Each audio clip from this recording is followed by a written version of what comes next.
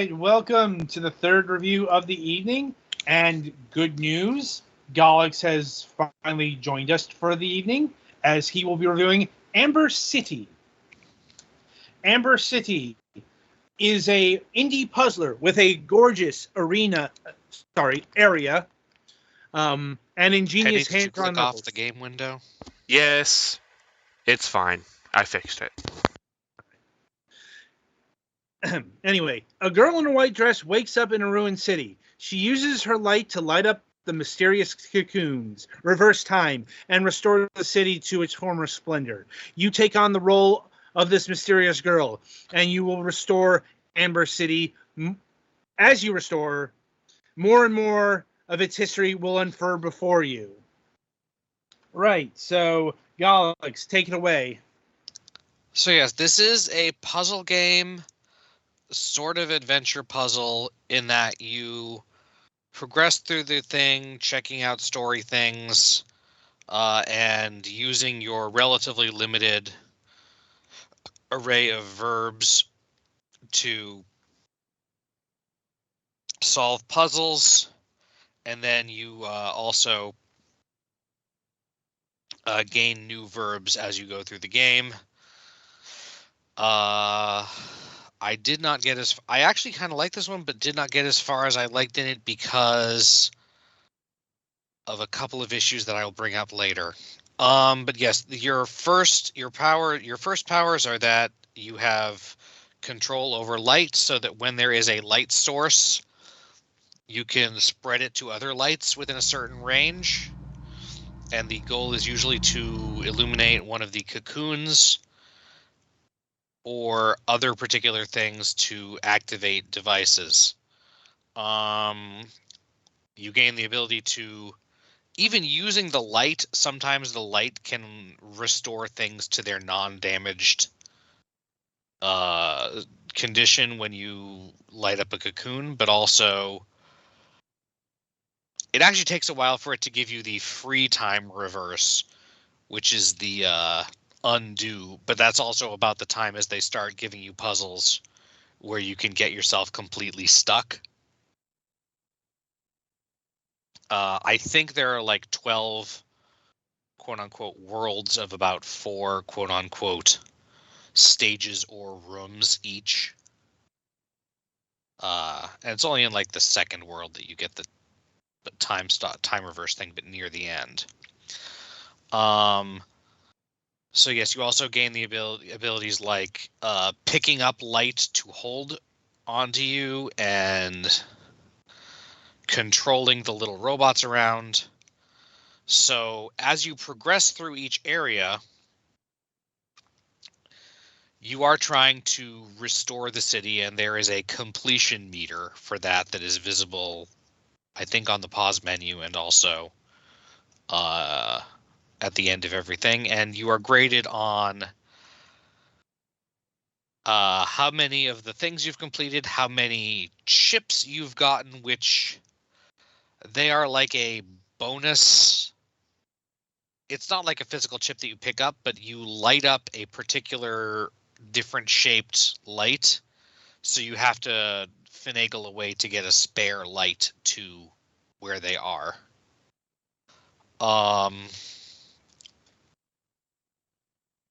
How many robots you've activated, not counting the ones that you can control eventually. How many emails you've found or mails you've found. I think there's another thing, and also on how many moves you've taken to complete the area, which is sort of the trick. The requirement is never the absolute minimum. So yeah, Petty, see how that light still has little sparkles around it, the one next to the one you just did? If you activate the move the light thing in just the right way, you can move another light off of that. Yeah, like you just had it. You can move another one off. And then when a light has an antler on it, it has more light nodes. So that brings me to one of the first things. I played this with controller controls. One of the first things I had issues with was the selection between whether you are activating a light near you or activating another marked light on the stage and stuff. And I sometimes had a hard time getting that to work right.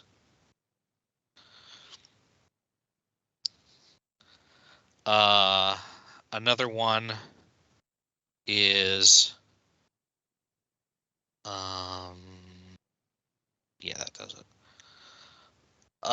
So that was the biggest thing. And the other one is that sometimes they give you like a few, like even pretty early on, they give you enough options for what you can do that it took me a really hard time.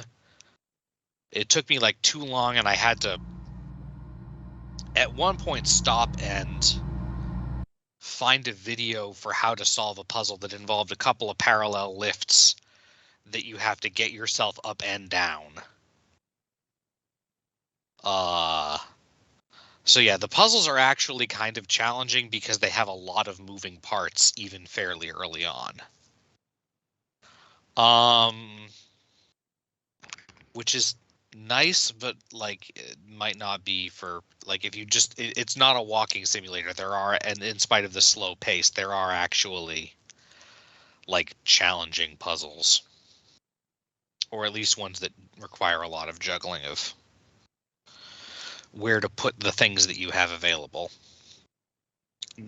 And as you go, you get story bits of the nature of the city and what it used to be before, and trying to figure out why it is that you're trying to repair it because you don't know. The game does not particularly hurry in telling you things.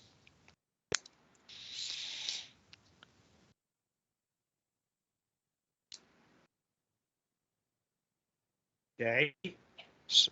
Sorry, I was just gonna say something to Petty Fan, but he figured it out, I think.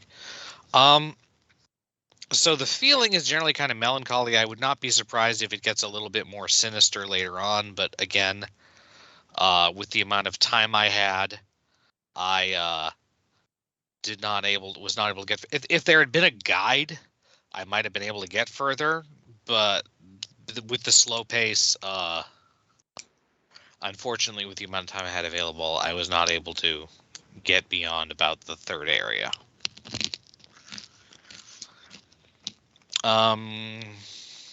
The music is very somber and atmospheric generally. The graphic style is actually very nice, although some things definitely repeat, and it is occasionally a little bit difficult to notice things available that you're supposed to do. Like in one of the zones, I missed a mail thing, and I went through it twice, and I could not figure out where one of them was. So I don't know to what extent this game requires you to go back to previous areas later on after getting new abilities, although I know that you can go back to previous areas. The trains connect things.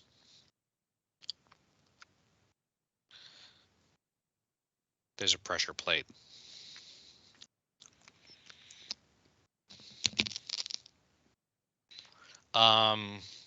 So yeah, do you guys have any questions? I'm trying to think of what more to say. I think I'm good. I mean, not really. Well then, what's the damage price-wise? Let me see here. The price is $13.99. Let's see. There's a couple of there's a bunch of packs here. Amber City FOL bundle 1618. Amber City and FOL deluxe pack bundle 2335. And the Amber City plus art book and soundtrack bundle is $18.97. That's actually less than I thought it might be. I think that's probably pretty reasonable for this. Yeah, I'm used to this kind of game costing $15 to $20. Yeah, this I think ends. Yeah, and there seems to be a good amount to it, but it's not like a blockbuster. But I think that price is fair for it. Okay. So yeah, and Petty Fan is just starting to get to the part where it starts being quite complicated sometimes with like what you have to position and hold and yeah. So yeah, overall I quite liked this. It is a little bit slow paced. But that's that and the weird control issues I was having are about all I really could say about it negative. I think. Okay. All right. It certainly made me wonder some stuff about the setting. I'm But sure that was the intention. yeah, but I just did not have time to keep trying to move some of the lights back and forth and figure out what to do. So unfortunately, I had to stop. All right, then. So that'll about do it for Amber City here. Be sure to tune in after the break as we'll be reviewing TV's The Awakening.